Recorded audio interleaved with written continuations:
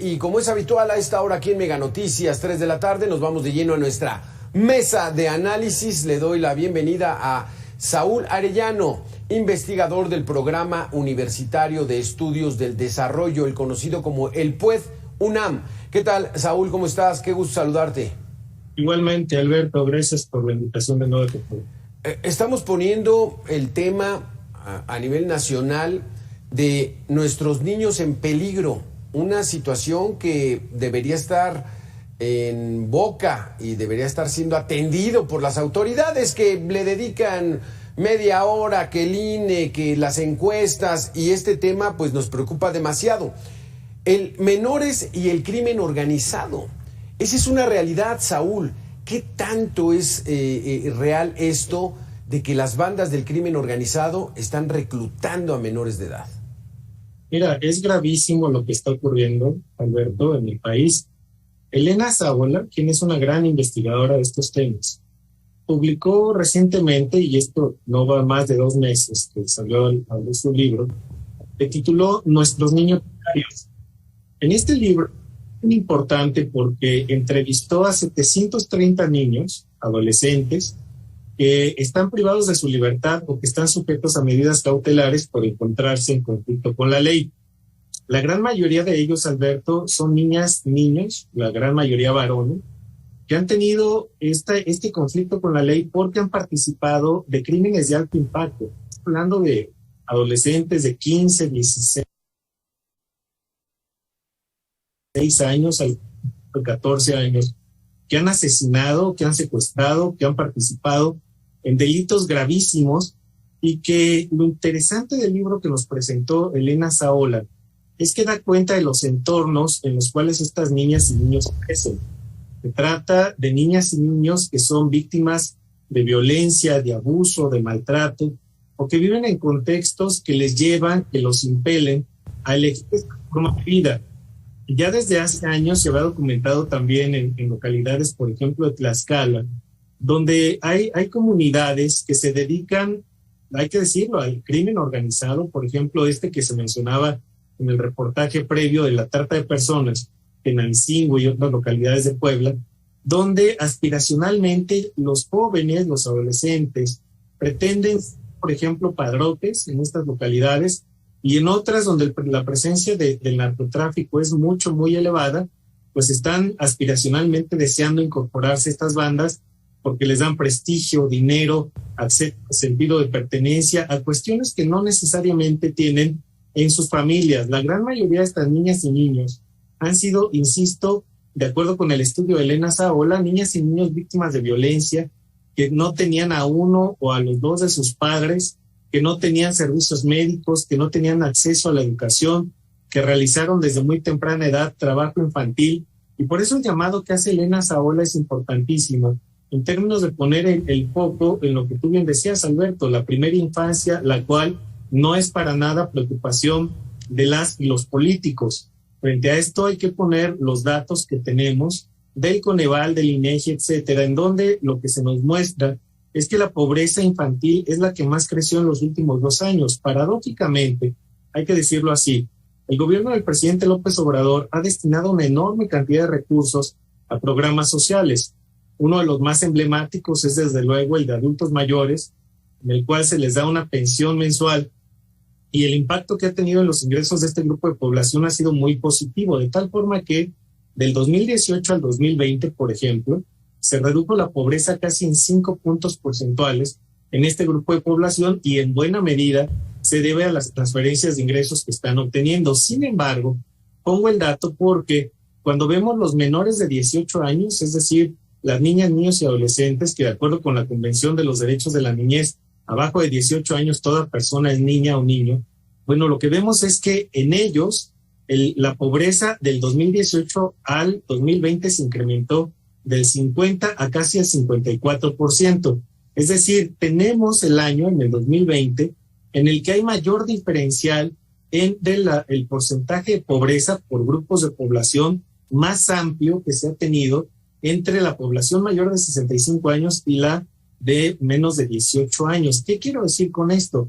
Que estamos sacando de la pobreza a uno para meter a la pobreza a otros. Y aquí se ha logrado abatir en manera importante la pobreza de adultos mayores, pero a costa o al costo de meter a niños en situación de pobreza. ¿Por qué es importante esto? Porque desde luego estas niñas y niños en una gran medida se incorporan al mercado laboral, sobre todo en la pandemia, cuando tuvimos el empobrecimiento masivo de familias y que los incorporan a el trabajo infantil. Fíjate, el dato que tenemos del INEGI, que es del 2019, previo a la pandemia, todavía no tenemos la nueva encuesta de trabajo infantil en el país, pero ya ahí nos decía el INEGI, la medición ampliada, que es la que habría que tomar más en serio, tiene alrededor de 3 millones de niñas, niños y adolescentes en México trabajando. 3 millones, una cantidad enorme, pero fíjate nada más el dato que nos da el INEGI, más del 90% de ellos lo hacen en condiciones peligrosas o prohibidas por la ley para su edad.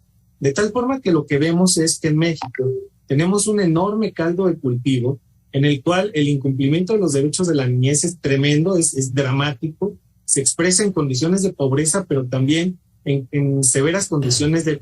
Fíjate, los datos de mortalidad de INEGI nos dicen que tenemos el periodo de la historia con mayor asesinatos de niñas, niños y adolescentes, sobre todo en el grupo de 15 a 19 años, se ha disparado enormemente el número de víctimas de homicidio intencional, y esto necesariamente tiene que ver, sí, con daños colaterales, como se dice cruelmente en algunos espacios, pero también con la incorporación de cada vez más menores de edad en grupos que tienen que ver con la delincuencia, que tienen que ver con la comisión de delitos de alto impacto. Terrible los datos que nos da Saúl, porque se vuelven doblemente vulnerables los menores de edad. En primera, porque pues bueno, no tienen mucha conciencia, no tienen manera de defenderse ante este reclutamiento de las bandas criminales, y la otra es la necesidad, o sea, ya los orilló el Estado para que sean vulnerables en ese asunto. Permíteme que le demos la bienvenida a Jorge Lara, especialista en seguridad y justicia. Jorge, ¿qué tal? ¿Cómo estás? Qué gusto saludarte. ¿Qué tal? ¿Cómo están ustedes, Alberto, Saúl? Buenas tardes. Aquí sí hay un tema que surgió este día que no lo podemos dejar pasar, Saúl y Jorge, porque el famosísimo ya alcalde de Badiraguato, que nos vamos a aprender su nombre, José Paz López, está promoviendo la creación de un museo del Chapo, un museo de la criminalidad, para hacer atractivo turísticamente el municipio de Badiraguato. ¿Qué opinas de ello, Jorge? Ahí estás, Jorge. Sí, no, ya estoy aquí. Ahí estás, Jorge. Entonces, ¿qué opinas de esta situación de hacer un museo del crimen? Ya entramos a esa etapa de hacer apología, de enaltecer la actividad criminal, porque ya nos decía Saúl, hay comunidades donde el proyecto de vida de los niños es a lo mejor meterse en el narco. O sea, ya llegamos a ese nivel. ¿Qué opinas de esto? Bueno, sí, desafortunadamente es una de las facetas más complicadas, quizás también más dolorosas de este fenómeno que hemos estado viendo, del recrudecimiento de la violencia, la inseguridad, el fortalecimiento y la consolidación de los grupos criminales en México.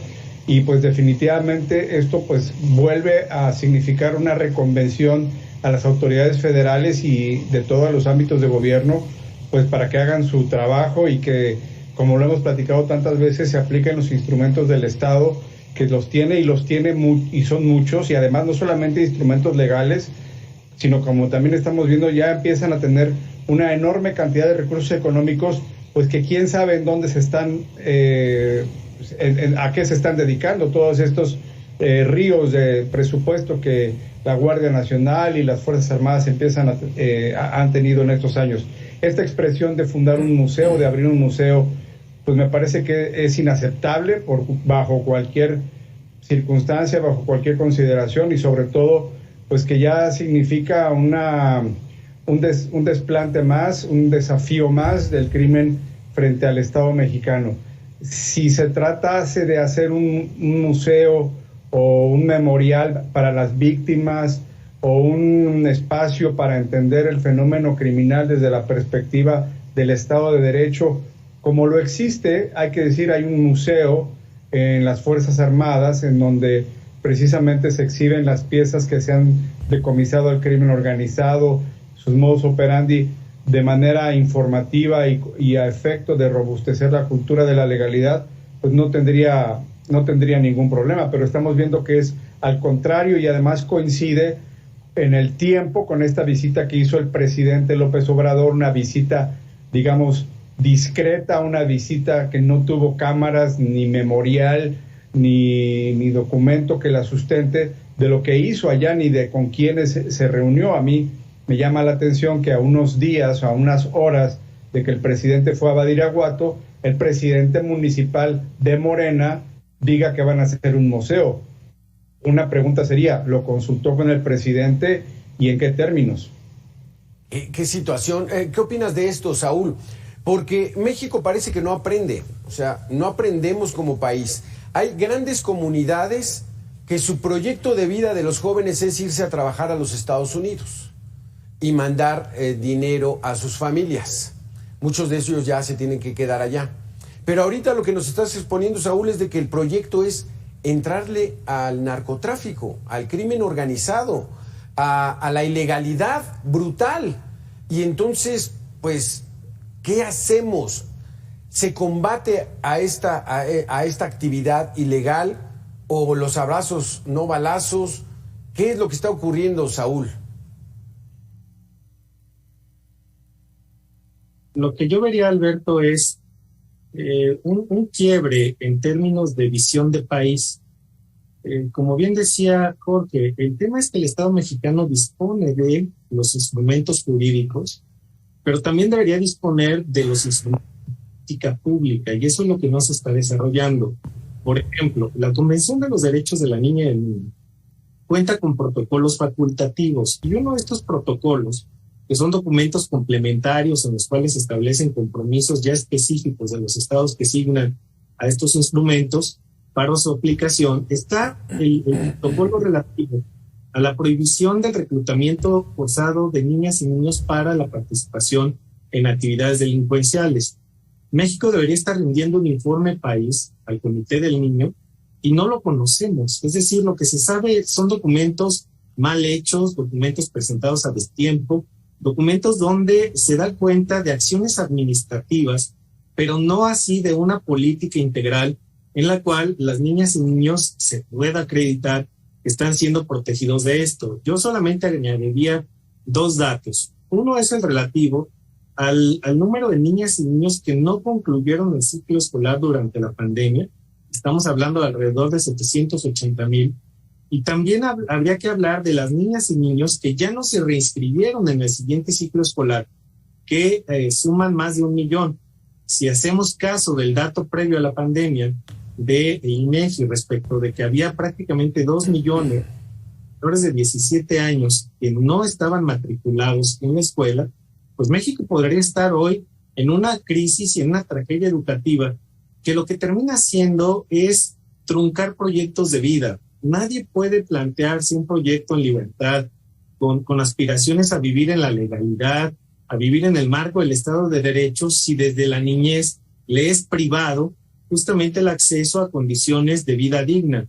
Pensemos en estas niñas y niños que abandonaron el bachillerato, la preparatoria, y que tienen que dedicarse a un trabajo que no les gusta, desde luego, para el cual les pagan muy poco, y en los cuales hay en muchas ocasiones, en la gran mayoría, ya lo decía hace un rato, hay condiciones inapropiadas y de hecho ilegales con el marco jurídico que tenemos. Entonces, tenemos ese mercado amplísimo de crimen organizado de 3 millones de niñas, niños y adolescentes que están de ellos porque están en familias que no les pueden proteger, que no les pueden garantizar derechos, y sobre todo ante un escenario y un panorama institucional quebrado. Vemos a un sistema nacional DIF desdibujado, sin capacidades de articulación con los estados, donde cada vez se tienen más agendas dispersas, cada vez menos recursos económicos, una comisión de víctimas que no hace su trabajo, una Comisión Nacional de los Derechos Humanos que no hace su trabajo,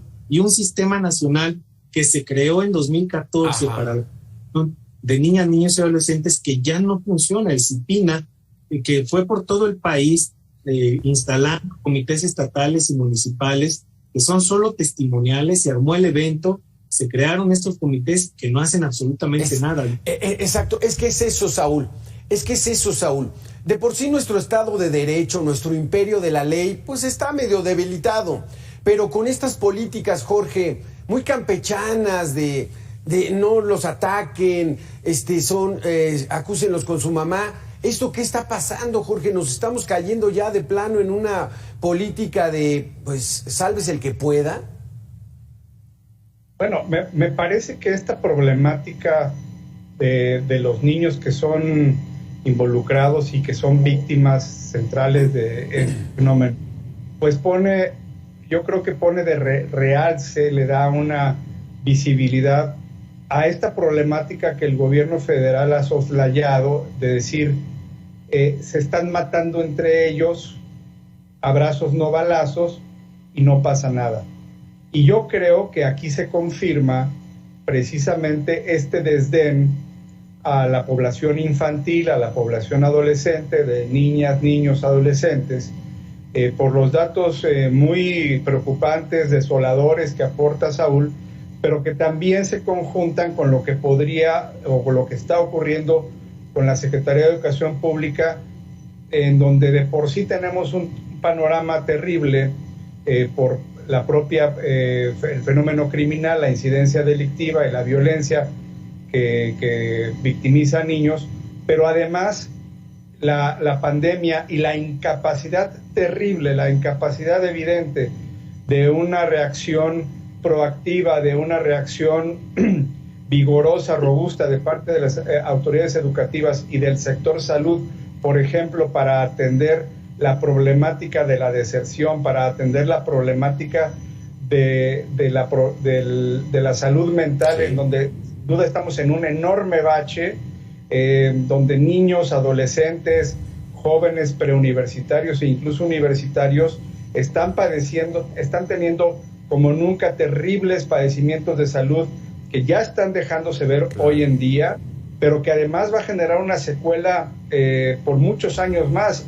Y no vemos ningún tipo de expresión por parte de las autoridades. Hoy nos amanecimos con que el presupuesto, una partida presupuestal que tienen los maestros de este país para ser capacitados y para avanzar en sus conocimientos educativos, está siendo disminuida en un 85%, es decir, lejos de ver que se esté avanzando en las políticas públicas, en todos los frentes de salud, de seguridad, de atención sanitaria, de educación, el tema que vimos ya lamentable de la eliminación de las escuelas de tiempo completo, etcétera, vemos todo lo contrario, vemos que la población es una gran olvidada de este gobierno, y en materia de seguridad desafortunadamente no es la excepción. Se nos acaba el tiempo, Saúl, Jorge, pero en 2006, 2007 vimos esa estrategia, vamos a combatir al narcotraficante, y se desató la matazona en el país. Y ahora, no somos iguales, hay que llegar al diálogo, vámonos a las raíces, y siguen las muertes, y sigue esta persecución de nuestros niños que son reclutados de manera forzosa por el crimen organizado, y nadie hace nada. Muchísimas gracias, Saúl Arellano, por haber estado con nosotros, y Jorge Lara, igualmente. Gracias, Alberto. Muy buena tarde. Un saludo. Buena tarde.